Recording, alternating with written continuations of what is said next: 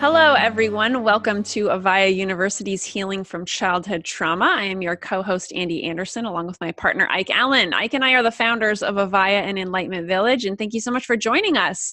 And in this event, we are talking with some really incredible fellow experts. We're talking with therapists, doctors, authors, and more about how to heal from your experiences of childhood trauma. And so many of us have had experiences of childhood trauma.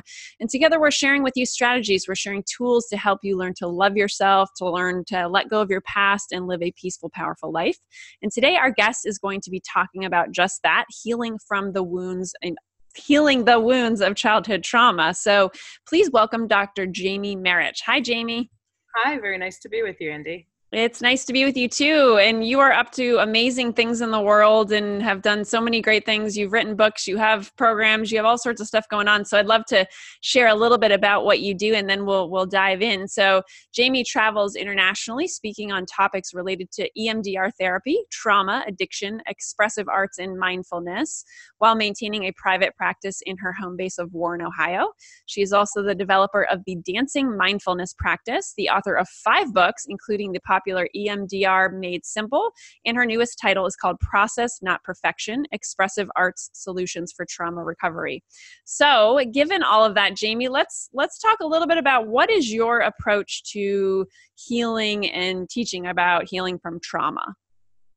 Well, I think to best answer that question, I have to go into how I define trauma, because that definition very much informs my approach. So we get the English word trauma from the Greek word, which means wound. And if you think of physical wound, which is the origin of the word itself, we know that wounds typically need time and space to heal. Mm-hmm. And some wounds need advanced or outside care, particularly if the system is fragile or if the nature of the wound is such where care is demanded. So I often say when I teach on emotional and other kinds of trauma, think of everything you know about physical trauma and what needs to happen in the healing process with that. And it all translates with emotional, spiritual, sexual trauma, maybe even more so. So my approach to defining trauma first is it's any unhealed human wound. And we can get into all the diagnostic particulars, but to me, that's not as important as realizing that when I'm dealing with traumatized people, I'm working with people who are wounded, and not just people who are wounded, but usually wounds that have not been given the care they need in order to heal. So using a variety of methods and approaches, I look at trauma recovery that way. How can we help you heal from either a wound or a series of wounds? And in the case of childhood trauma, when people are coming to me, it's usually wounds that happened many, many years ago and nothing was done. And so complications resulted. So when I look at my overall approach, it's definitely one of how can I help you heal from wounds? Got it. Awesome. Thank you. Thank you for diving into that. So one other quick question for you. What is EMDR? Because I know I've mentioned that a lot when I was talking about what you do in the different books you've written. So what is that? So EMDR therapy stands for eye movement desensitization and reprocessing. It's a method that was created by a psychologist named Francine Shapiro in the late 80s. And she was a very avid practitioner of mind-body medicine and meditation approaches that she started studying after her diagnosis with cancer. And so kind of in this container of self-experimentation, she developed this method where by moving your eyes back and forth, you're tapping into a natural system within the triune brain that is the human brain to help us more efficiently store how memories are stored in the brain. So a lot of people conceptualize it as REM sleep in an awakened state. There's a little more to it than that. And if people are interested, I could tell them where to get more information on it. But it is one of the top 2 most researched and well-known therapies on the planet today for working with PTSD and trauma-related disorders. It's my personal favorite clinical therapy in working with individuals. And a lot of why that is primarily is because I had such a massive experience with it myself as a client in 2004 as a way to recover and heal from my own unhealed childhood trauma. And due to just the profound shifts I had with that therapy, I knew that as a therapist, I wanted to begin offering it. And then eventually I started teaching it and writing about it. Got it. Awesome. Thank you for clarifying. I just want to make sure everybody knew what that meant as I was spewing it out. So here's a question for you. What kind of differences do you see between people who have had an experience of trauma in their childhood versus adulthood, right? Is there a difference between how you help people heal, whether they were traumatized as a child versus an adult? Well, a lot of that depends person by person, because one of the characteristics of trauma is that it is a very subjective experience. So even as I answer your question, I'd like the listeners to know that I am speaking in generalities. And of course, there can be exceptions because of individual difference. But typically when or when trauma happens in childhood, specifically at developmentally vulnerable milestones. So it could be when a child is starting school or when a child is first starting to walk. I mean, those are examples of these kind of developmentally vulnerable milestones. The sense of unhealing can cause a change to personality structure. And typically, the more complex the trauma, the more that becomes a risk factor for that. Because it's interesting that in mental health, we talk a lot about personality disorders, with probably the biggest examples being things like borderline personality disorder or antisocial personality disorder. And a lot of how those of us who specialize in trauma, even personality disorders, is that came about from a series of unhealed developmental traumas that happened very early on. So, I mean, here's a metaphor that folks may find useful. So we talk a lot about how it's very easy for a child to learn a foreign language. It's very easy for a child to learn how to play a musical instrument because their brains are sponges at those ages. And I play violin, and I often say I probably wouldn't have learned how to play it if I didn't learn in my single digits, because there was just kind of that eagerness of childhood. So that same principle applies when you're dealing with bad things that happen and the learning that we get as a result of bad or traumatic things. That yes, the brain is a sponge, the brain is more malleable, the brain could be more impressionable, the brain is more open to learning. And we talk about that in positive contexts quite often, like playing an instrument or learning a foreign language. It's easier when you're a kid. Well, it can also be easier for a lot of those maladaptive or unhelpful or unhealthy learnings to get further ingrained, often into the personality structure and definitely into our worldview. So kind of the older the trauma, the more it can potentially cause an issue long-term, versus whether you've had a person who is, let's say, had a pretty good life, has met their developmental milestones pretty well in a pretty healthy manner, and they experience a traumatic event or a traumatic experience in older adulthood. It may not impact them as strongly because a lot of the basic structures of ego strength and worldview are still in place. It still may. So that's part of what I mean by when I say there are exceptions. But when we talk now about childhood trauma, a lot of discussions are coming up around the complex trauma issue, the developmental trauma issue, and how things that happen earlier have more of a tendency to get more ingrained if they're not healed or addressed. And that's the imperative, that children can go through traumatic experiences and come out fine on the other end if they've been given a chance to heal, if the wounds have been addressed. And that's the premise of general wound care anyway. But too often what happens is people come into our offices as adults who've been wounded or traumatized as children, and things have been festering for years. And that inevitably affects the system. Right. So here's a question. Like, I would imagine a lot of people have a lot of unconscious wounds or things maybe they don't remember, they've blocked out, that kind of stuff. So, I mean, is that something you see a lot of, that people don't even realize, oh, this traumatic thing happened when I was 5, I had no idea, and then it comes out? Yeah, I mean, a couple phenomena around what you're asking can show up. A lot of people just legitimately don't remember, because sometimes trauma happens in what we call a pre-verbal state, or before you even have cognizant memory. Trauma that can happen in infancy or even in utero is sometimes discussed in these terms. A lot of times the brain and our memory systems can block out a traumatic event, and that very much kicks in as a protective or dissociative response. So that's why sometimes people can have a hard time placing exactly what happened to them, even if their body, mind, and soul is clearly alerting that something is wrong. And another phenomenon that I see is a lot of folks who come to me as adults who don't recognize they have childhood trauma because they're still working on a lot of stereotypes about what trauma means. I still encounter a lot of this idea that trauma means going to war, that trauma means surviving a natural disaster, that trauma means being in a major accident. And I can't tell you how many times adults have come to me saying things like, oh, I had a great childhood. My family was wonderful and this, that, and the other.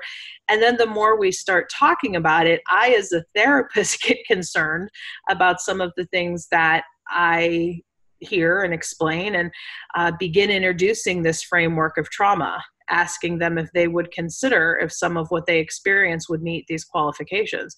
I mean, I remember I did not have what I went through as a kid named as trauma until I was about 22 years old.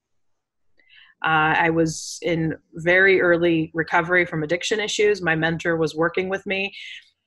She saw me have a very bad meltdown at work one day that was caused by a triggering thing my boss had said and done. And I remember my boss was like, what's going on here? This doesn't seem like Jamie. And then my mentor ended up saying, this isn't Jamie. This is a post-traumatic response. And help me figure this out. And then she took me home and kind of put me to bed like you would any other ill or affected person, and just let me cry it out. And we talked a little bit. And that was the first time anybody had named what I was experiencing as trauma, as wounding, and that it could affect my brain and my symptoms of my system in a similar way to somebody who had survived a natural disaster or who had survived a combat experience, because it's salting at the level of the brain. Mm-hmm. Got it. Thank you. I'm so glad that you dove into the stereotypes, because I've found that a lot as we dive into this conference. And yes, the thoughts that it's only if I had sexual abuse as a child, or it's only if I was physically beaten or whatever, right? But then we have all these other myriad of things that we can experience. The kid that bullied us in second grade, but it wasn't that big of a deal. It affected you, right? Like probably it affected you.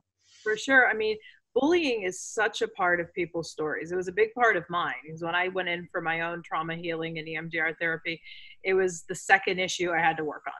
As I think it was about an 11-year-old, this particularly horrible thing that happened on a playground at my school that totally shattered my sense of worth. And I've dealt with many other folks too in my clinical practice who do have what we might call some of these big T traumas, like sexual abuse or other. I always say that these big T traumas, and that's Dr. Shapiro's wording, but these are the traumas that would be more likely to make the news. Not always, but so I've had people who've had these big T types of issues to work on, but then once we really get into it, they discover it's things like being bullied that they've carried with them even more than these traumas that they thought were more significant, being tormented by teachers, being tormented by religious figures. These are themes that I see quite a bit in my practice.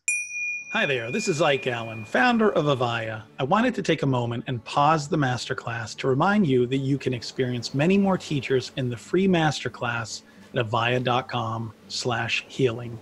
That's AVAIYA.com/healing. If you're not currently subscribed for the masterclass, please do so now so you can experience all the available classes in this exciting series. And now, back to the masterclass. Got it. Awesome. Thank you.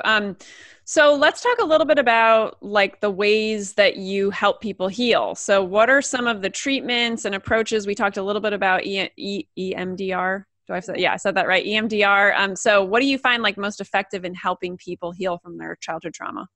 Sure. Well, people are total beings. Talk about body, mind, and spirit kind of as the big three.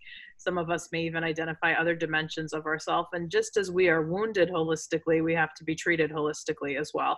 And there's a couple ways that we can define what it means to heal holistically. Like, yes, is body, mind, and spirit being addressed? That's one way to look at it. But we also want to look at, are the treatments and the methods and the approaches we're offering people working with the totality of our brain? Because we have the brain that is just responsible for thinking and reasoning and putting timelines together and making sense of experiences. But unhealed trauma happens more in the middle part of the brain, which is where the fight-flight responses happen, where dopamine gets released in the case of addiction. And that brain can be very cut off from the more rational brain if trauma remains unhealed. And that's why we talk about unhealed trauma can kick up such distress at the level of the body. This whole body keeps the score logic, the body bears the burden, the body never lies. That's because the impact of unhealed trauma primarily happens in the limbic brain, which has nothing to do with words, which has nothing to do with rational time, but it has everything to do with getting in touch with our emotions, getting in touch with our body sensations, and not reliving the trauma, but helping ourselves to kind of unclog what got clogged there at the time of the traumatic experience. And sometimes that needs to happen somatically, body level, energetically, or emotionally. So crying can be a very productive form of processing if it's being done in a safe, supportive context. So EMDR therapy is the primary psychotherapeutic approach that I use in the treatment of trauma. One of the reasons I gravitated to EMDR therapy as a clinician and as a teacher and a trainer is I do find it to be a very holistic method, especially if you have a holistic mindset in how you approach EMDR. So for instance, in my practice and in my training program, we don't just teach our people straight EMDR method, but we do a lot with mindfulness work first, embodied work first, so that people kind of know what it feels like or what the experience of getting in touch with things at the body level, how that helps you heal. And the thing is, you may have heard this kind of cheesy saying before that you need to feel it to heal it, or if you feel it, you can heal it. And I do fundamentally believe that, yet it's easier said than done for a lot of survivors of trauma who have been punished for feeling feelings before, in many cases, or who have developed belief structures that my feelings aren't valid. So this is where doing some just very trauma-informed mindfulness work, some trauma-informed yoga work, some trauma-informed expressive arts work, and then building a solid relationship. All of these things kind of have to happen first therapeutically.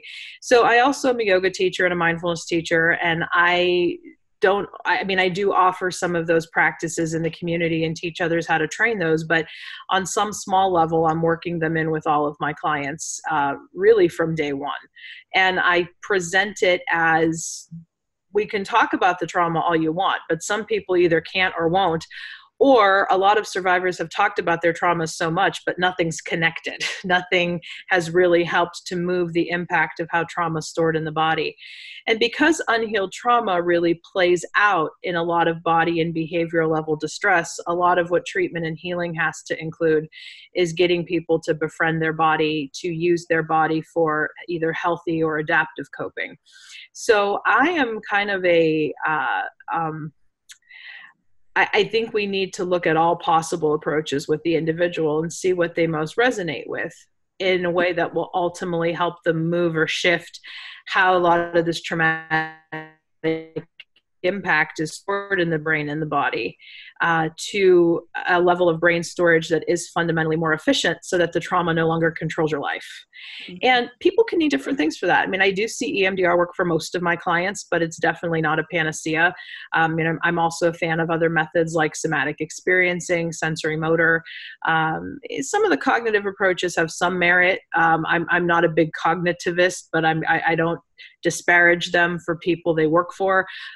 Gestalt therapy is another approach that I'm a big fan of in working with trauma. And then expressive arts therapy is my other great passion other than EMDR.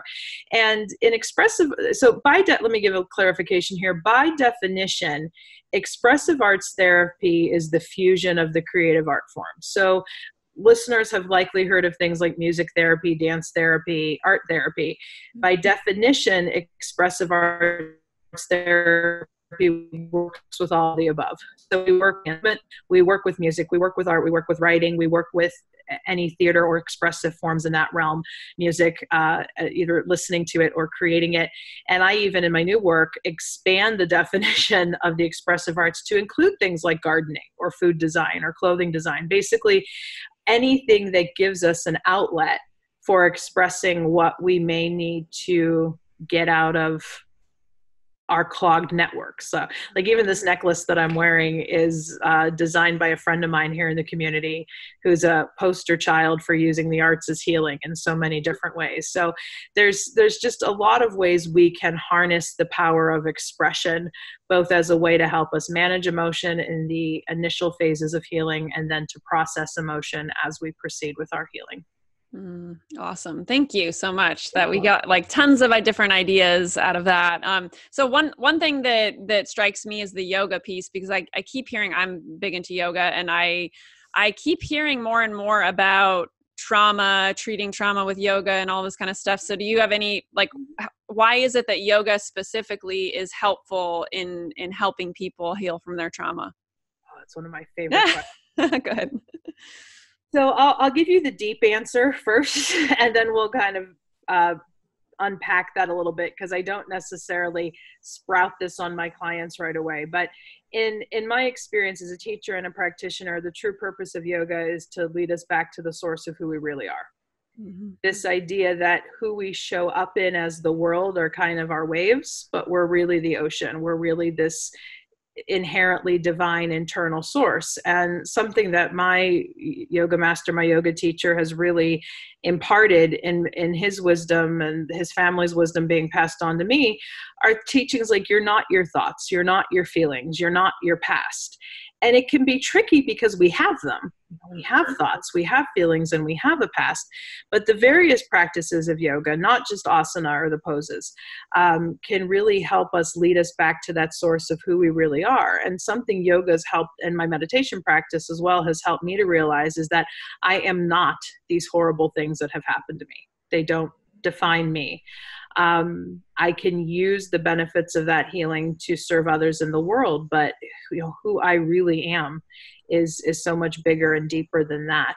So, I mean, for my clients who want to go there with all the limbs of yoga and a lot of the different philosophical precepts, I mean, I'll go there with them, because I have people ask me all the time things like, well, what is it really about, this whole life and living thing? And in those contexts, I will engage them philosophically a little bit, because the path of yoga has helped me really bring together a lot of spiritual confusion I've had over the years. But if you're looking kind of more at how yoga is defined in an American lens, that's mostly asana and pranayama. I mean, even those two limbs can be phenomenally helpful for a survivor who's coming in, especially if the class or the practice is being delivered in a way that is attuned to trauma. Let me step back, because part of what I mean by the benefit of asana and pranayama is it can help to build body awareness. And even if you go to your first yoga class and realize how disembodied you are, that's a start. Because then from there, you can maybe build on, well, which yoga practice, maybe which style of yoga would be the best fit for me to help me become friendlier with my body, to help me be able to listen to these body signals more effectively. And then obviously pranayama or breath work, I think every therapist should know how to do that anyway. So I teach in my trainings a lot of basic yoga pranayama for therapists, and I encourage them to at least develop a pranayama practice. Because unhealed trauma gets in the way of us being able to breathe fully. And part of what I do to demonstrate this is we talk a lot in trauma world about hypervigilance, always being on guard for something bad to happen. And even if you're listening along with me now, try that. Just come into this hypervigilant mode, bring your shoulders up towards your ears. I won't hold you here forever, but as you're noticing this, what's happening to your breath? Stops. What happens as soon as you let the shoulders go? Starts up again. Yeah. Exhale. And when clients of mine ask, well, why do we have to do this deep breathing stuff? I demonstrate this to them to show them just how much they've been holding their breath. And your breath is really designed as that channel of energy flow that wants to help unify the mind, that wants to help that communication broken during trauma to flow more freely. And it may sound like a bit of an oversimplification, yet I emphasize all the time, learning to breathe deeply and fully is probably the single best practice you can develop, even if you don't have a chance to access professional therapy. If you can learn how to breathe in the face of stress, if you can learn how to breathe before responding, if you can make conscious efforts to deepen your breath throughout the day, you're going to be helping your body, your energy system. So I do feel that in my own experience, developing a yoga practice was critical for me to really respect and appreciate the total power of what my breath was able to do for me. So, I mean, in a very summary way, those are the big benefits that I see that where yoga can help with trauma survivors. But the second part of my answer, and part of what I mean by yoga being treated in a trauma-informed way, is I do get concerned about just sending to a yoga studio, because I want to kind of have a sense of what that studio's philosophy is around physical adjustments. Because many people I've worked with, and including myself who likes physical adjustments, can be very freaked out getting touched, especially if you're not giving permission. A lot of local practices and local studios can be very focused on the fitness elements of yoga and not pay as much attention to the breath and the conscious elements that I think my clients most benefit from. Yeah. But even as I say that, I've also had my share of clients and friends over the years who are more fitness minded, and they don't necessarily find it appealing to do meditation, but they will go to a class because it has a fitness angle to it. Mm-hmm. And so even there, I try to get a sense in the community who are the vinyasa flow teachers that use that as a gateway in. Mm-hmm. And still kind of do a nice deep meditation at the end of class, as opposed to we're just doing yoga to get yoga butt, because I don't really think that's helpful for anybody. And I'm very fortunate, even here in my local area, Youngstown, Ohio, which is culturally pretty conservative. We have a lot of amazing yoga studios that have sprung up even in the last 15 years since I've been in practice. I work very closely with the studio here in town, where I really do identify them as a trauma-informed studio, because although they offer the wide range of classes for people, all the instructors have an understanding and a grounding in how many of their students coming in are brittle, are not used to being in their bodies, and they can't be bullied as a result, but need to be respected as students. So I could talk forever about this. Oh my God. I'm so glad I asked you that question, because that was amazing. Yeah, there's really no words for me to describe how amazing yoga is. And you just did a great job of describing so many different aspects of it. So please, everybody watching right now, if it's not something that you've, taken on, just, take a look and see if it's something you want to, get into. And what else do you have to say about that? I feel like you have something else to say. Yeah. I just also want to add too, I'm also a fan of Tai Chi and Qigong as practices, because in the spirit of different practices resonate differently with different folks. I see where people can respond well to Tai Chi, where yoga doesn't necessarily feel like the fit. For other people, more of the conscious dance practices may feel like a better fit. And I have clients ask me a lot, well, can't I just exercise? And though I think exercise has a value, where I think a lot of these Eastern practices really have it made is this attention to breath, and this emphasis on process, not product, or being in the moment with an experience, as opposed to I'm running to train for a marathon. Right. And I do know marathon runners and people who have more traditional Western exercise practices who take it to a very conscious place. And if your exercise practice helps you to do that, keep doing it. But I know I needed yoga to help me befriend my body. Mm-hmm. Absolutely. Yeah. I used to be a big runner. I did a lot of competitive things around running, and I don't anymore, because I have, come to the point in my journey where my knees it's not a good idea for the joints anymore, which is great. So, but I do remember getting into those spaces of like the runner's high and totally feeling connected to whatever you want to call it, anybody, and just loving and thriving in that space. And we're all at different points of our journey at different times. And when is it time to, okay, now I realize now what's actually right for my body, my mind is more yoga, more like walking and, hiking and things like that. So it's a journey. And that's a part of what I mean by befriending the body, is realizing a practice that worked for me in an earlier point in this life may not be the practice that my body most needs in this season. So exactly. Yes. Yes. Awesome. I love it. We could have a whole other interview just on this topic, clearly.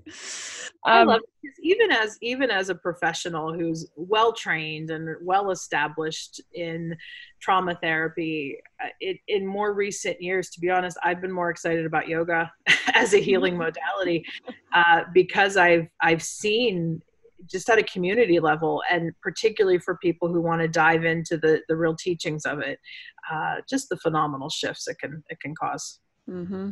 Absolutely. Awesome. Well, thank you for diving in with me and with everybody. Hi, it's Ike again. I wanted to remind you once more that you can experience many more teachers in our free masterclass at avaiya.com/healing.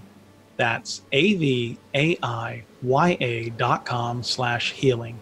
If you're not currently subscribed for the masterclass, please do so now so you can experience all the available classes in this exciting series. And now, back to the masterclass. Another question for you. What for our viewers right now, let's say somebody just totally feels stuck. They're not sure where to begin to heal from their childhood trauma. What kind of advice do you have for that person? It's a hard question to answer generally, but I'm going to answer it. I'm just kind of taking a breath on it here. Because like with wounds, different people may need different things, depending on the nature of the wound, depending on how long it's been festering. But I do think a good, solid first step for everybody is to be able to name it as such, that I have been affected, I've been impacted by trauma, claiming the connection to it. And that's not in any way to say claiming your victimhood or claiming that I was a victim here. But for some people, you may need to name it first. And then from there, instead of sinking in the victim role with it, developing more of a, so what's the plan here?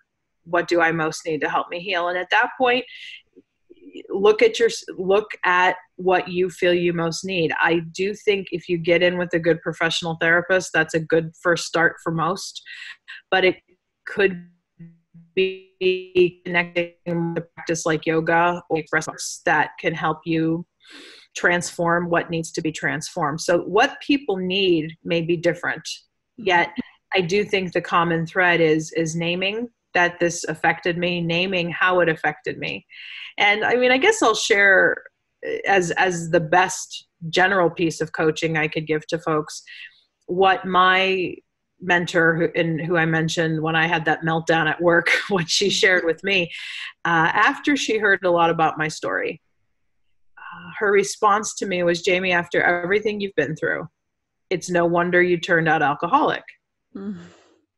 So what are you going to do about it now? And I think sometimes in trauma world, we can get so caught on validating the trauma. And as a result, we could end up excusing a lot of behavior and misery as a result. Like, no wonder you turned out so messed up or so affected. Look at everything you've been through. But I think of what she did with me, she validated me first and then she challenged me.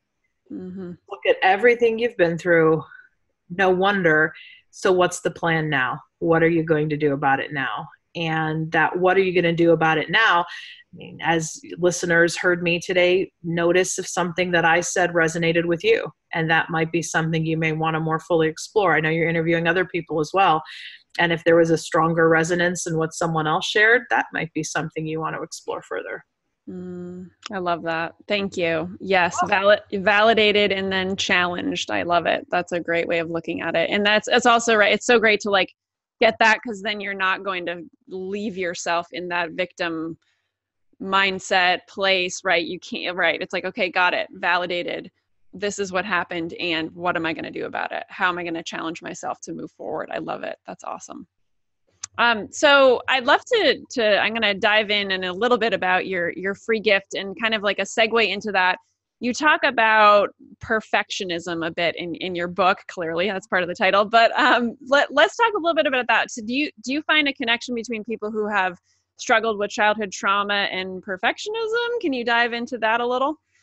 Yeah, I have to be perfect or I have to please everyone are two very common core beliefs that come out of people who've experienced childhood trauma. And it can happen for a variety of reasons. I mean, speaking for myself and a lot of others who've been in my situation, I know I very much grew up with this sense of if only I was the perfect daughter, then things like this wouldn't be happening to me anymore, or the people around me would behave better, that so much of what I experienced had to be because I was doing something wrong. I mean, that's how the child's mind can think.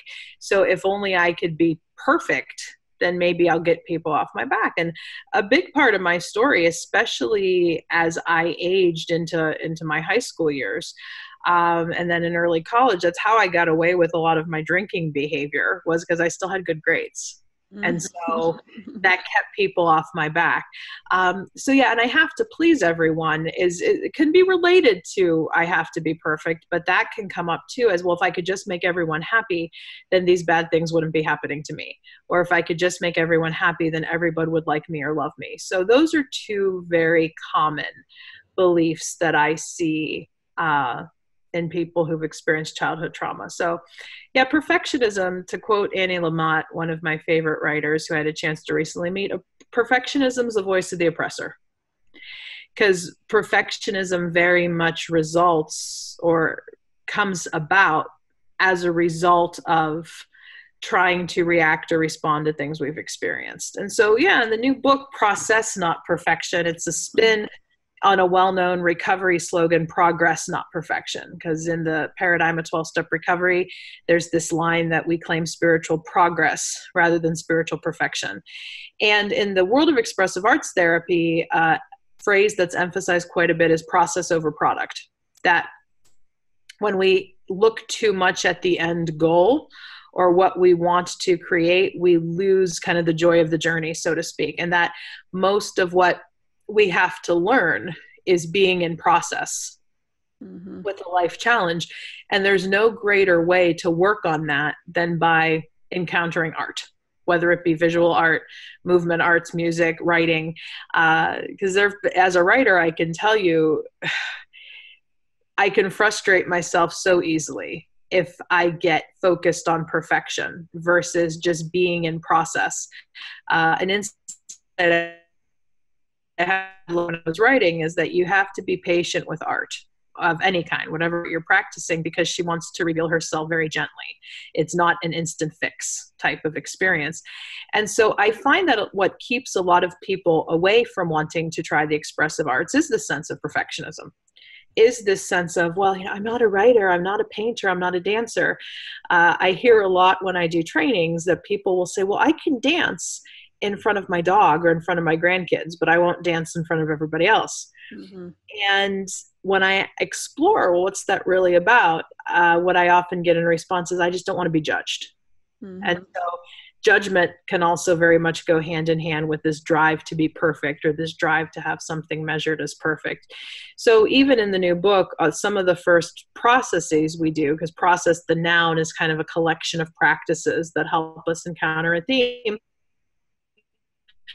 We look at those themes around perfectionism and how can you approach any of the expressive arts as a way to practice releasing judgment and then seeing what the process will reveal. I love the piece about dancing in front of your dog, right? We totally got it, right? The dog, the cat, whoever, right? There's no judgment in that creature. Therefore, yes, we utilize it as this thing that we can just be ourselves in front of and unconditionally be loved and all of that. That's the such a beauty of animals, for sure. So, and yes, taking that out into dancing with your friends, dancing in front of people, being vulnerable and all of that. So I love it. Thank you. So, okay, Jamie, I'd love to talk a little bit about your gift. So everybody, there is a button below this video that takes you over to a very awesome, special free gift that Jamie has for us. So what is this? So this free gift, you will be given a complimentary chapter from my new book, Process Not Perfection, that I just talked about on expressive arts therapy. And the chapters are called processes, because as I mentioned in expressive arts therapy, that's the noun we use. And so a process is a collection of 6 to 7 different expressive arts practices that are built around a theme. And I believe the one we're giving away as a gift here is the grounding one. It's the initial one in the book. So yeah, you get the first chapter completely free with me guiding you through 7 expressive arts practices that you can do on your own pace. I also want to give a shout out that we have a Facebook group called Dancing Practicing Mindfulness and Expressive Arts Community Forum. So feel free to join us there. It's a closed group. You can request to join, but we let you in. And then, yeah, you always have a freedom in that group to reach out to us or to share any of your work or to pose any of your questions about working these different practices. Awesome. Thank you so much. And everybody, again, there's a button right below that takes you right over to that to get the free chapter. And please go check out the Facebook group and dive into conversations there. Are there any last insights or stories or anything you would like to share before we hop off, Jamie? I just want to thank you for your questions. I love answering questions more than anything.